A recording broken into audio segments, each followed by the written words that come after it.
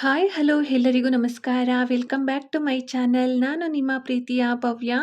ಎಲ್ಲರೂ ಹೇಗಿದ್ದೀರಾ? ಎಲ್ಲರೂ ಚೆನ್ನಾಗಿದ್ದೀರಾ ಅಂತ ಅನ್ಕೊಳ್ತಾ ಇದ್ದೀನಿ. ನಾನು ಕೂಡ ತುಂಬಾನೇ ಚೆನ್ನಾಗಿದ್ದೀನಿ. ಇವತ್ತಿನ ಒಂದು ವಿಡಿಯೋನ ನಾನು ಬೆಳಗ್ಗೆಯಿಂದ ಶುರು ಮಾಡ್ತಾ ಇದ್ದೀನಿ. ಸೊ ಫ್ರೆಂಡ್ಸ್, ನನ್ನ ಈ ಒಂದು ಚಾನಲ್ಗೆ ನೀವೇನಾದರೂ ಹೊಸಬ್ರಾಗಿದ್ರೆ ದಯವಿಟ್ಟು ಸಬ್ಸ್ಕ್ರೈಬ್ ಮಾಡ್ಕೊಂಡು ನೋಡಿ. ಹಾಗೆಯೇ ಇಷ್ಟ ಆಯಿತು ಅಂತ ಅಂದರೆ ಒಂದು ಲೈಕ್ ಮಾಡಿ, ಕಮೆಂಟ್ ಮಾಡಿ, ಶೇರ್ ಮಾಡಿ. ವಿಡಿಯೋನ ಎಲ್ಲೂ ಕೂಡ ಸ್ಕಿಪ್ ಮಾಡದೆ ಪೂರ್ತಿಯಾಗಿ ನೋಡಿ ಫ್ರೆಂಡ್ಸ್. ನಿಮ್ಮೆಲ್ಲರ ಸಪೋರ್ಟ್ ನನಗೆ ತುಂಬಾನೇ ಮುಖ್ಯ. ಬನ್ನಿ ಫ್ರೆಂಡ್ಸ್, ಹಾಗಾದ್ರೆ ಇವತ್ತಿನ ಒಂದು ವಿಡಿಯೋನ ಶುರು ಮಾಡೋಣ. ಇವತ್ತಿನ ಬೆಳಗಿನ ತಿಂಡಿಗೆ ನಾನು ರಾಗಿ ರೊಟ್ಟಿನ ಮಾಡಿದೆ. ರಾಗಿ ರೊಟ್ಟಿ ಜೊತೆಗೆ ಗೌರಿಕಾಯಿ ಪಲ್ಯನ ಮಾಡಿದೆ. ಸೊ ಗೊಜ್ಜು ಥರ ಮಾಡಿರಲಿಲ್ಲ ಇವತ್ತು, ಒಗ್ಗರಣೆ ಪಲ್ಯನ ಮಾಡಿದೆ. ತುಂಬಾನೇ ಚೆನ್ನಾಗಿತ್ತು. ಇತ್ತೀಚೆಗೆ ಗೌರಿಕಾಯಿನ ತೊಗೊಂಡು ಬಂದಿರಲಿಲ್ಲ. ಸೊ ಇವಾಗ ತೊಗೊಂಬಂದಿದ್ರು. ಗೌರಿಕಾಯಿ ಪಲ್ಯನ ಅಂದರೆ ಬೇಯಿಸಿ ಒಗ್ಗರಣೆ ಪಲ್ಯನ ಮಾಡಿದೆ. ತುಂಬಾನೇ ಚೆನ್ನಾಗಿತ್ತು. ಇನ್ನು ನನ್ನ ಮಗಳಿಗೆ ತಿಂಡಿನ ತಿನ್ನಿಸ್ತಾ ನಾನು ತಿನ್ನೋಣ ಅಂತ ತಿಂದೆ. ಸೊ ನನ್ನ ಮಗಳು ತಿನ್ನೋದೇನಿಲ್ಲ ಅಂದರೂ ಒಂದೂವರೆ ಗಂಟೆ ಬೇಕಾಗುತ್ತೆ. ಸೊ ಅರ್ಧನ ತಿಂದ್ಲು, ಇನ್ನು ಸ್ವಲ್ಪನ ಹಾಗೇನೆ ಆಟ ಆಡ್ಕೊಂಡು ತಿಂತೀನಿ ಅಂತ ಹೇಳಿದ್ಲು. ಸೊ ಅವಳು ಆಟ ಆಡ್ಕೊಂಡು ತಿನ್ನೋ ಅಷ್ಟರೊಳಗಡೆ ನಾನು ಪಾತ್ರೆ ಎಲ್ಲ ತೊಳೆದ್ಬಿಡ. ಸೊ ಅಂಗನವಾಡಿಗೆ ಬಿಟ್ಟು ಬಂದು ಬೇರೆ ಕೆಲಸಗಳನ್ನ ಮಾಡ್ಕೊಂಡ್ರೆ ಆಗುತ್ತೆ ಅಂತ ಹೇಳಿ ನಾನು ಪಾತ್ರೆ ತೊಳೆಯೋ ಕೆಲಸನ ಮುಗಿಸ್ಕೊಳ್ತಾ ಇದ್ದೀನಿ. ಇನ್ನು ಮನೆಯಲ್ಲಿ ಸಾಂಬಾರ್ ಪುಡಿ ಖಾಲಿಯಾಗಿತ್ತು. ಸೊ ಇವತ್ತು ಸಾಂಬಾರನ್ನ ಹುರಿಬೇಕು. ಸಾಂಬಾರಕ್ಕೆ ಮಸಾಲೆ ಎಲ್ಲ ಹುರಿಬೇಕು. ಸೊ ಅಂಗನವಾಡಿಗೆ ಬಿಟ್ಟು ಬಂದು ನಾನು ಆ ಕೆಲಸಗಳನ್ನ ಮಾಡ್ಕೋಬಹುದು ಅಂತ ಹೇಳ್ಬಿಟ್ಟು ಪಾತ್ರೆ ತೊಳೆಯೋ ಕೆಲಸನ ಮುಗಿಸ್ಕೊಂಡಿದ್ದೀನಿ. ಫಸ್ಟ್ ಆದರೆ ಮನೆ ಹತ್ರನೇ ಅಂಗನವಾಡಿಗೆ ಹೋಗಲ್ಲ ಅಂತ ಅಳ್ತಾ ಇದ್ಲು. ಇವಾಗ ಅಂಗನವಾಡಿ ಹತ್ರ ಹೋದ್ಮೇಲೆ ನಾನು ಹೋಗಲ್ಲ ಅಂತ ಹೇಳೋದಕ್ಕೆ ಸ್ಟಾರ್ಟ್ ಮಾಡ್ತಾಳೆ. ನೋಡಿ, ಹೊರಡುವಾಗ ಎಷ್ಟು ಖುಷಿಯಾಗಿ ಹೊರಡ್ತಾಳೆ ಅಂತ.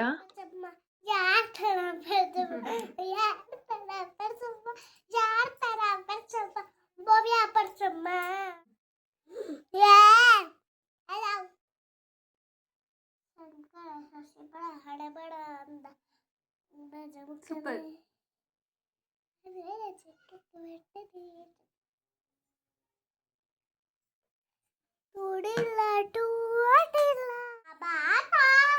ಜಲ್ಲಿ ಬಾತ ಅಮೃತಾಂಗಮ್ಮಯ್ಯ ಜಲ್ಲಿ ಬಾತ ಅಮೃತ ಅಮ್ಮ ಸೂಪರ್. ಅಂಗನವಾಡಿಗೆ ರೆಡಿ ನಮ್ಮ ಹುಡುಗಿ. ಸೀತಾಗೆ ತುಡ್ಗಿ ಬಾಯ್ ಮಾಡಿ. ಬಾಯ್ ಬಾಯ್. ಬಾಯ್. ಅಂಗನವಾಡಿಗೆ ಹೋಗ್ತಾ ಇದ್ದೀನಿ ಫ್ರೆಂಡ್ಸ್ ಅಂತ ಹೇಳು. ಅಂಗನವಾಡಿಗೆ ಹೋಗ್ತಾ ಇದ್ದೀನಿ ಫ್ರೆಂಡ್ಸ್. ಇವಾಗ ಏನೋ ಒಂದು ಕಾರಣನ ತೆಗಿತಾಳೆ. ನನಗೆ ಶೀತ ಆಗಿದೆ, ಕೆಮ್ಮಾಗಿದೆ, ಅದಾಗಿದೆ, ಇದಾಗಿದೆ, ನಾನು ಅಂಗನವಾಡಿಗೆ ಕಳಿಸ್ಬೇಡಿ ಅಂತ ಅವಳನ್ನ ಸಮಾಧಾನ ಮಾಡಿಕೊಂಡು ರೆಡಿ ಮಾಡಿಕೊಂಡು ಅಂಗನವಾಡಿಗೆ ಕರ್ಕೊಂಡು ಹೋಗೋದು ನನಗೆ ಒಂದು ಟಾಸ್ಕು. ಈ ಅಂಗನವಾಡಿಗೆ ಕರ್ಕೊಂಡು ಹೋಗೋ ಸೈಕಲ್ ಗ್ಯಾಪಲ್ಲಿ ಹಿಂದೆಯಿಂದ ನನ್ನ ತಮ್ಮ ಹಾರನ್ ಮಾಡ್ದ. ಸೊ ಅವಳಿಗಂತೂ ನಮ್ಮ ಮಾಮ ಬಂದಿದೆ, ನನ್ನ ಮನೆಗೆ ಕರ್ಕೊಂಡು ಹೋಗುತ್ತೆ ಅನ್ನೋ ಖುಷಿ. ಅವ್ನು ನೋಡಿದ್ರೆ ಕೆಲ್ಸಕ್ಕೆ ಹೋದ. ಸೊ ಅಲ್ಲಿಂದ ಮತ್ತೆ ಹಳೋದಕ್ಕೆ ಸ್ಟಾರ್ಟ್ ಮಾಡಿದ್ಲು. ಅಲ್ಲಿಂದ ಅಂಗನವಾಡಿಗೆ ಕರ್ಕೊಂಬಂದ್ಬಿಟ್ಟು ನಾನು ಮನೆಗೆ ಬರೋ ಅಷ್ಟರೊಳಗಡೆ ಅಮ್ಮ ಬಂದು ಕುತ್ಕೊಂಡಿದ್ರು ಮನೆಯಲ್ಲಿ. ಸೊ ನನ್ನ ತಮ್ಮಂದು 2 ಪ್ಯಾಂಟ್ ಇತ್ತು. ಅದನ್ನ ಸೈಡ್ ಕಟ್ ಮಾಡಿ ಸ್ಟಿಚ್ ಮಾಡಬೇಕು, ಆಲ್ಟ್ರ್ ಮಾಡಿಕೊಡು ಅಂತ ಹೇಳಿ ಕೊಟ್ಟು ತುಂಬ ದಿನ ಆಗಿತ್ತು. ಸೊ ಕತ್ರಿ ಇಲ್ಲ ಅಂತ ಹೇಳಿ ನಾನು ಅದನ್ನ ಹಂಗೇನೆ ಇಟ್ಟಿದ್ದೆ. ಸೊ ಅವನೇನೆ ಫೈನಲಿ ಕತ್ರಿನ ತಂದ್ಕೊಟ್ಟಿದ್ದಾನೆ. ಪ್ಯಾಂಟ್ ಹೊಲಿಸ್ಕೊಳ್ಳೋದಕ್ಕೋಸ್ಕರ ಕತ್ರಿ ತಂದ್ಕೊಟ್ಟಾಯ್ತು. ಇವಾಗಲಾದರೂ ಹೊಲ್ಕೊಡ್ತೀಯಾ ಇಲ್ವಾ ಅಂತ ಕೇಳ್ದ. ಸೊ ಇನ್ನು ಅಮ್ಮ ಬಂದಿದ್ರಲ್ವಾ, ಅಳತೆನೂ ಕೂಡ ತೊಗೊಂಬಂದಿದ್ರು. ಸೊ ಕಟ್ ಮಾಡಿ ಸ್ಟಿಚ್ ಮಾಡೋ ಅಷ್ಟರೊಳಗಡೆ ಅಮ್ಮ ಸಾಂಬಾರ ಮಾಡ್ಕೊಡ್ತೀನಿ ಕೊಡು ಅಂತ ಹೇಳಿ ಸಾಂಬಾರನ್ನ ಮಾಡ್ತಿದ್ದಾರೆ. ಇಷ್ಟು ವರ್ಷ ಆದ್ರೂ ಕೂಡ ನನಗೆ ಸಾಂಬಾರನ್ನ ಮಾಡೋದು ಹೇಗೆ ಅಂತ ಗೊತ್ತಿಲ್ಲ.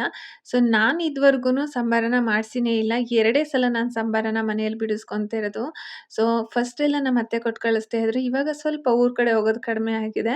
ಅಮ್ಮನೇ ಕೊಡ್ತಾ ಇದ್ರು. ಸಾಂಬಾರ ಬಿಡಿಸ್ದಾಗೆಲ್ಲ ನನಗೂ ಬಿಡಿಸಿ ಕೊಡ್ತಾ ಇದ್ರು. ಸೊ ಅದರಲ್ಲೇ ನಾನು ಮೇಂಟೈನ್ ಮಾಡ್ಕೊತಾ ಇದ್ದೆ. ಇನ್ನು ಮುಂದೆ ನಾನೇ ಮಾಡಿಸ್ಕೋಬೇಕು ಅಂತ ಹೇಳಿ ಇವಾಗ ನಾನೇ ಮಾಡಿಸ್ಕೊಳ್ತಾ ಇದ್ದೀನಿ. ಸೊ ಸಾಂಬಾರ ಮಾಡೋದು ಹೆಂಗೆ ಅಂತ ಗೊತ್ತಿರಲಿಲ್ಲ. ಅಮ್ಮ ಹೇಗಿದ್ರು ಬಂದಿದ್ರಲ್ಲ, ಅಮ್ಮನ ಕೈಲಿ ಮಾಡಿಸ್ಕೊಳ್ತಾ ಇದ್ದೀನಿ. ಸೊ ಇನ್ನು ಪ್ಯಾಂಟ್ ಕಟ್ ಮಾಡಿ ಸ್ಟಿಚ್ ಮಾಡೋಕೆ ಸ್ವಲ್ಪ ಭಯ ಅಂತ ಅನ್ನಿಸ್ತು. ಸೊ ಒಂದು ಮಾಡೋಕ್ಕೋಗಿ 2 ಆದರೆ ಎಂತ ಮಾಡೋದು, ಇನ್ನು ಅದಕ್ಕೆ ಬೇರೆ ಬೈಸ್ಕೋಬೇಕಾಗುತ್ತಲ್ಲ ಅಂತ ಪ್ಯಾಂಟಿಗೆ ಮಾರ್ಕ್ ಮಾಡಿ ಸುಮ್ಮನೆ ಆಗಿದೆ, ಕಟ್ ಮಾಡೋದು ಬೇಡ ಅಂತ ಹೇಳಿ. ಸೊ ಕೊನೆಗೆ ಯಾಕೆ ನಾನು ಭಯ ಪಡಬೇಕು ಅಂತ ಹೇಳಿ ಧೈರ್ಯವಾಗಿ ಕಟ್ ಮಾಡಿ ಸ್ಟಿಚ್ ಮಾಡ್ತಾ ಇದ್ದೀನಿ. ಸೊ ಫೈನಲಿ ಕರೆಕ್ಟ್ ಆಯಿತು. ಇನ್ನೊಂದು ಪ್ಯಾಂಟ್ನ ಸ್ಟಿಚ್ ಮಾಡೋದಿತ್ತು, ಅದಕ್ಕೆ ಮ್ಯಾಚಿಂಗ್ ಥ್ರೆಡ್ ಇರಲಿಲ್ಲ. ಸೊ ಹಂಗಾಗಿ ಅದನ್ನು ಇಟ್ಬಿಟ್ಟು ಇದನ್ನು ಮತ್ತೆ ಸೈಡ್ ಸ್ವಲ್ಪ ಸ್ಟಿಚ್ ಮಾಡೋದಿದೆ ಅಂತ ಹೇಳಿದ, ಅಂದರೆ ಲೂಸ್ ಆಗುತ್ತೆ ಅಂತ ಹೇಳಿದ. ಸೊ ಅದಕ್ಕೆ ಸೈಡ್ ಸ್ಟಿಚ್ ಮಾಡಿ ಹಾಗೆ ಬಾಟಮ್ನ ಕಟ್ ಮಾಡಿ ಸ್ಟಿಚ್ ಮಾಡಿದ್ದೀನಿ. ಸೊ ಇನ್ನೊಂದನ್ನು ನಾಳೆ ಸ್ಟಿಚ್ ಮಾಡಿದ್ರೆ ಆಗುತ್ತೆ ಅಂತ ಹೇಳಿ ಹಾಗೆಯೇ ಎತ್ತಿಟ್ಟಿದ್ದೀನಿ. ಒಂದೇನಪ್ಪ ಅಂತ ಅಂದರೆ, ನಾವು ಆಗಲ್ಲ ಅಂತ ಕೂತ್ಕೊಂಡ್ರೆ ಅದು ಆಗೋದೇ ಇಲ್ಲ. ಅದೇನಾದರೂ ಆಗಲಿ ನಾವು ಮಾಡ್ತೀವಿ ಅಂತ ಮುಂದೆ ಹೆಜ್ಜೆ ಇಟ್ವಿ ಅಂತ ಅಂದರೆ, ಒಂದು ಸಲ ತಪ್ಪಾಗುತ್ತೆ, ಇನ್ನೊಂದು ಸಲಕ್ಕೆ ಸರಿ ಹೋಗುತ್ತೆ. ಸೊ ನಾವು ಧೈರ್ಯವಾಗಿ ಮುನ್ನಡೆಯೋದನ್ನ ಕಲಿಬೇಕು. ಅದು ಯಾವುದೇ ಆದ್ರೂ ಅಷ್ಟೇ, ದೊಡ್ಡ ಕೆಲಸ ಆದ್ರೂ ಕೂಡ ಅಷ್ಟೇನೆ, ಚಿಕ್ಕ ಕೆಲಸ ಆದ್ರೂ ಕೂಡ ಅಷ್ಟೇನೆ. ಧೈರ್ಯ ಅನ್ನೋದು ತುಂಬಾನೇ ಮುಖ್ಯ ಆಗಿರುತ್ತೆ. ಅವ್ರೇನಂತಾರೆ, ಇವ್ರೇನಂತಾರೆ ಅಂತ ಕೂತ್ಕೊಂಡ್ರೆ ನಾವು ಯಾವ ಕೆಲಸನೂ ಮಾಡೋದಕ್ಕೆ ಆಗೋದೇ ಇಲ್ಲ. ಇನ್ನು ಅಮ್ಮ ಕೆಲ್ಸಕ್ಕೆ ಹೋಗೋದಕ್ಕೆ ಟೈಮ್ ಆಗಿತ್ತು. 12 ಗಂಟೆ ಕೆಲ್ಸಕ್ಕೆ ಹೋಗ್ಬೇಕಾಗಿದ್ದಿತ್ತು. ಸೊ, ಆ ಪ್ಯಾಂಟ್‌ನ ಸ್ಟಿಚ್ ಮಾಡಿ ಅಮ್ಮನ ಕೈಯಲ್ಲಿ ಕೊಟ್ಟೆ. ಅಮ್ಮ ಹೋದ್ರು. ಇನ್ನು ಟೈಮ್ ಅನ್ನೋದು ನಮಗೆ ತುಂಬ ಅಂದರೆ ತುಂಬಾನೇ ಇಂಪಾರ್ಟೆಂಟ್ ಆಗಿರುತ್ತೆ. ಕೆಲಸ ಮಾಡಿದ್ರೂ ಟೈಮ್ ಆಗುತ್ತೆ. ಕೆಲಸ ಮಾಡ್ದೇನೆ ಸುಮ್ಮನೆ ಕುತ್ಕೊಂಡಿದ್ರೂ ಟೈಮ್ ಆಗೋಗುತ್ತೆ. ದಿನ ಅನ್ನೋದು ಕಳಿಯೋದು ಕಳೀತಾನೆ ಇರುತ್ತೆ. ಸೊ, ಆ ಕಳಿಯೋ ದಿನಗಳಲ್ಲಿ ನಾವು ಏನು ಮಾಡಿದ್ದೀವಿ, ಏನು ಮಾಡ್ತಾ ಇದ್ದೀವಿ ಅನ್ನೋದು ಇಂಪಾರ್ಟೆಂಟ್ ಆಗಿರುತ್ತೆ. ಸೊ, ಇನ್ನು ನನ್ನ ಮಗಳು ಅಂಗನವಾಡಿಯಿಂದ ಬರೋ ಅಷ್ಟರೊಳಗಡೆ ನಾನು ಸಾಂಬಾರ್ ಪುಡಿ ಮಿಲ್ ಮಾಡ್ಸೋದಕ್ಕೆ ಮಸಾಲೆಗಳನ್ನೆಲ್ಲ ಹುರಿದು ರೆಡಿ ಮಾಡ್ಕೊಳ್ಳೋಣ ಅಂತ ರೆಡಿ ಮಾಡ್ತಾ ಇದ್ದೀನಿ. ಸಾಂಬಾರ್ ಪುಡಿನ ಬಿಡಿಸೋದಕ್ಕೆ ಮಸಾಲೆಗಳನ್ನ ಎಷ್ಟೆಷ್ಟೆಲ್ಲ ಹಾಕಬೇಕು, ಹೆಂಗೆಂಗೆಲ್ಲ ಮಾಡಬೇಕು ಅನ್ನೋವಂಥದ್ದನ್ನ ನನ್ನ ಈ ಒಂದು ಚಾನಲಲ್ಲಿ ಆಲ್ರೆಡಿ ವಿಡಿಯೋ ಮಾಡಿ ಹಾಕಿದ್ದೀನಿ.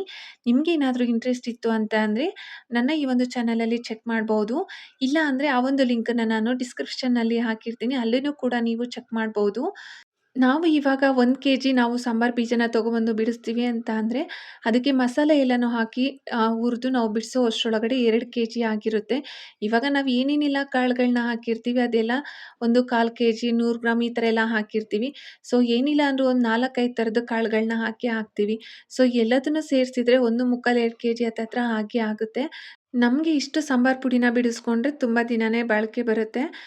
ಈ ರೀತಿ ನಾವೇನಾದ್ರೂ ಸಾಂಬಾರ್ ಪುಡಿನ ಬಿಡಿಸ್ಕೊಂಡ್ವಿ ಅಂತ ಅಂದರೆ 6 ತಿಂಗಳು ಇಟ್ಕೊಂಡ್ರೂ ಕೂಡ ಹಾಳಾಗೋದಿಲ್ಲ. ಸೊ, ಕೆಲವೊಮ್ಮೆ ಒಂದೊಂದು ಸಲ ಹೆಂಗಾಗುತ್ತೆ ಅಂತ ಅಂದರೆ ಜಡೆ ಬಂದಂಗಾಗುತ್ತೆ. ಸಾಂಬಾರ್ ಪುಡಿ ರುಚಿ ಕಡಿಮೆ ಆಗಿದೆ, ಸಾಂಬಾರ್ ಟೇಸ್ಟ್ ಸಿಗ್ತಾ ಇಲ್ಲ, ಈ ಥರ ಎಲ್ಲ ಅಂತ ಅನಿಸುತ್ತೆ. ಸೊ, ಈ ರೀತಿ ನಾವು ಹಾಕುವಂಥ ಮಸಾಲೆಗಳನ್ನೆಲ್ಲ ಚೆನ್ನಾಗಿ ಹುರ್ಕೊಂಡು ಮಾಡಿಸಿದ್ವಿ ಅಂತ ಅಂದರೆ ಏನೂ ಪ್ರಾಬ್ಲಮ್ ಆಗೋದಿಲ್ಲ. ನಾವು 6 ತಿಂಗಳಾದ್ರೂ ಕೂಡ ಇಟ್ಕೊಂಡು ಉಪಯೋಗಿಸ್ಕೋಬೋದು. ಇವಾಗ ನಾವು ಮನೆಯಲ್ಲಿರೋದು ಇಬ್ಬರೇನೆ. ಸೊ, ನಾವಿಷ್ಟು ಸಾಂಬಾರ್ ಪುಡಿನ ಬಿಡಿಸ್ಕೊಂಡ್ವಿ ಅಂತ ಅಂದರೆ ತುಂಬ ದಿನನೇ ಬರುತ್ತೆ. ಸ್ವಲ್ಪನೂ ಹಾಳಾಗಿರೋದಿಲ್ಲ. ನಾವು ಬಿಡಿಸಿದಾಗ ಯಾವ ರೀತಿ ಟೇಸ್ಟ್ ಇರುತ್ತೆ ಸಾಂಬಾರು, ಕೊನೆವರೆಗೂ ಕೂಡ ಅದೇ ಥರ ಇರುತ್ತೆ. ಇವಾಗ ಸಾಂಬಾರು ಮಾಡೋದ್ರಲ್ಲಿ ಒಬ್ಬೊಬ್ರದ್ದು ಒಂದೊಂದು ಥರ ಟೇಸ್ಟ್ ಇರುತ್ತೆ. ಒಬ್ಬೊಬ್ಬರಿಗೆ ಹೆವಿ ಮಸಾಲ ಹಾಕಿ ಮಾಡಿದ್ರೆ ಇಷ್ಟ ಆಗುತ್ತೆ. ಇನ್ನು ಕೆಲವ್ರಿಗೆ ನಾರ್ಮಲ್ ಮಸಾಲ ಇಷ್ಟ ಆಗೋದಿಲ್ಲ. ಇನ್ನು ಕೆಲವ್ರಿಗೆ ನಾರ್ಮಲ್ ಮಸಾಲ ಇಷ್ಟ ಆಗುತ್ತೆ. ಸೊ, ನಾನು ಯಾವಾಗ್ಲೂ ಕೂಡ ಇಷ್ಟೇನೆ, ಹೆವಿ ಮಸಾಲೆಗಳನ್ನ ಹಾಕೋದಿಲ್ಲ. ನಾರ್ಮಲ್ ಆಗಿ ಕಾಳುಗಳು ಮತ್ತು ಚಕ್ಕೆ, ಅರಿಶಿನ ಗೊನೆ, ಜೀರಿಗೆ, ಸಾಸಿವೆ ಜೊತೆಗೆ ಮುಖ್ಯವಾಗಿ ಸಾಂಬಾರ್ ಪುಡಿನ ಬಿಡಿಸ್ತಾ ಇದ್ದೀವಿ ಅಂತ ಅಂದಾಗ ಕರ್ಬೇವಿನ ಸೊಪ್ಪು ಬೇಕೇ. ಸೊ, ಇವತ್ತು ಕರ್ಬೇವಿನ ಸೊಪ್ಪು ಇರಲಿಲ್ಲ. ಸೊ, ಇವಾಗ ಸದ್ಯಕ್ಕೆ ಮಸಾಲೆ ಎಲ್ಲನೂ ಹುರಿದು ನಾನು ಇಟ್ಕೊತಾ ಇದ್ದೀನಿ. ಕರ್ಬೇವಿನ ಸೊಪ್ಪನ್ನ ಸಂಜೆ ತರಿಸ್ಬಿಟ್ಟು ಅದನ್ನು ಕೂಡ ಹುರಿದ್ಬಿಟ್ಟು ಕೊಡ್ತೀನಿ ನಾನು ಮಿಲ್‌ಗೆ. ಸೊ, ಇವಾಗ ನಾನು ಸಾಂಬಾರ್ ಬೀಜನೂ ಕೂಡ ನಾನು ಹುರ್ಕೊತಾ ಇದ್ದೀನಿ. ಫುಲ್ ಕಪ್ಪಾಗೋ ಥರ ಹುರಿಬಾರ್ದು. ಸ್ವಲ್ಪ ಮೀಡಿಯಮ್ ಆಗಿ ನಾವು ಹುರ್ಕೋಬೇಕಾಗುತ್ತೆ. ಮತ್ತು ಇನ್ನೊಂದೇನಪ್ಪ ಅಂತ ಅಂದರೆ ಸಾಂಬಾರನ್ನು ಹುರಿದ್ಬಿಟ್ಟು ಸಪ್ರೇಟಾಗಿ ಹಾಕ್ಕೋಬೇಕಾಗುತ್ತೆ. ಹುರಿದಿರೋ ಅಂಥ ಕಾಳು ಮಧ್ಯೆ ಹಾಕ್ಕೋಬಾರ್ದು. ಕಾಳೆಲ್ಲ ಮೆತ್ತಗಾಗ್ಬಿಡುತ್ತೆ. ಸೊ, ಹಾಗಾಗಿ ಸಪ್ರೇಟಾಗಿ ಹಾಕ್ಕೊತಾ ಇದ್ದೀನಿ ನಾನಿಲ್ಲಿ. ಸಮಯ ಅನ್ನೋದು ಎಷ್ಟು ಬೇಗ ಆಗೋಗುತ್ತೆ ಅಂತ ಅಂದರೆ ಸಾಂಬಾರ ಮಸಾಲೆಗಳನ್ನ ನಾನು ಹುರಿದು ರೆಡಿ ಮಾಡೋ ಅಷ್ಟರೊಳಗಡೆ ಟೈಮ್ ಆಗೇ ಹೋಯಿತು. ಸೊ, 2 ಗಂಟೆ ಆಗಿದೆ ಇವಾಗ ಫೈನಲಿ. ಇವತ್ತು ಡ್ಯಾನ್ಸ್ ಕ್ಲಾಸ್ ಇರೋದ್ರಿಂದ 2:30ಗೆ ಹೋಗಿ ಕರ್ಕೊಂಬರ್ತೀನಿ ನನ್ನ ಮಗಳನ್ನ ಅಂಗನವಾಡಿಯಿಂದ. ಸೊ, 2:30ಗೆ ಕರ್ಕೊಂಬಂದೆ ಅಂತ ಅಂದರೆ ಸ್ವಲ್ಪ 1-1:30 ಗಂಟೆ ಮಲ್ಕೊಂಡ್ರೆ ಅಲ್ಲಿ ಚೆನ್ನಾಗಿ ಡ್ಯಾನ್ಸ್ ಮಾಡೋದಕ್ಕೆಲ್ಲ ಆಕ್ಟಿವ್ ಆಗಿ ಓಡಾಡ್ಕೊಂಡಿರ್ತಾಳೆ. ಅಲ್ಲೇ ನಿದ್ದೆಗಣ್ಣಲ್ಲಿ ಡ್ಯಾನ್ಸ್ ಮಾಡೋದಿಲ್ಲ, ಸುಮ್ಮನೆ ಆಕ್ಳಿಸ್ಕೊಂಡು ನಿಂತ್ಕೊಂಡ್ಬಿಡ್ತಾಳೆ. ಸೊ, ಹಾಗಾಗಿ 2:30ಗೆ ಹೋಗಿ ಕರ್ಕೊಂಬರ್ತೀನಿ. ಇವಾಗ ಸಾಂಬಾರು ಎಲ್ಲ ಹುರಿದಾಗಿದೆ. ಸೊ, ರೈಸ್ ಮಾಡಿಕೊಂಡು ನಾನು ಊಟ ಮಾಡಿ ಹೋಗಿ ನನ್ನ ಮಗಳನ್ನ ಕರ್ಕೊಂಬರ್ತೀನಿ. ಇದಿಷ್ಟು ಇವತ್ತಿನ ಒಂದು ವಿಡಿಯೋ ಆಗಿತ್ತು. ಈ ಒಂದು ವಿಡಿಯೋ ನಿಮಗೆಲ್ಲ ಇಷ್ಟ ಆಗುತ್ತೆ ಅಂತ ಭಾವಿಸ್ತಾ ಇದ್ದೀನಿ. ಫ್ರೆಂಡ್ಸ್, ನನ್ನ ಈ ಒಂದು ಚಾನಲ್ಗೆ ನೀವೇನಾದರೂ ಹೊಸಬ್ರಾಗಿದ್ದರೆ ದಯವಿಟ್ಟು ದಯವಿಟ್ಟು ದಯವಿಟ್ಟು ಸಬ್ಸ್ಕ್ರೈಬ್ ಮಾಡ್ಕೊಂಡು ನೋಡಿ. ಹಾಗೆಯೇ ಇಷ್ಟ ಆಯಿತು ಅಂತ ಅಂದರೆ ಒಂದು ಲೈಕ್ ಮಾಡಿ, ಕಮೆಂಟ್ ಮಾಡಿ, ಶೇರ್ ಮಾಡಿ. ವಿಡಿಯೋನ ಎಲ್ಲೂ ಕೂಡ ಸ್ಕಿಪ್ ಮಾಡದೆ ಪೂರ್ತಿಯಾಗಿ ನೋಡಿ. ಧನ್ಯವಾದಗಳು.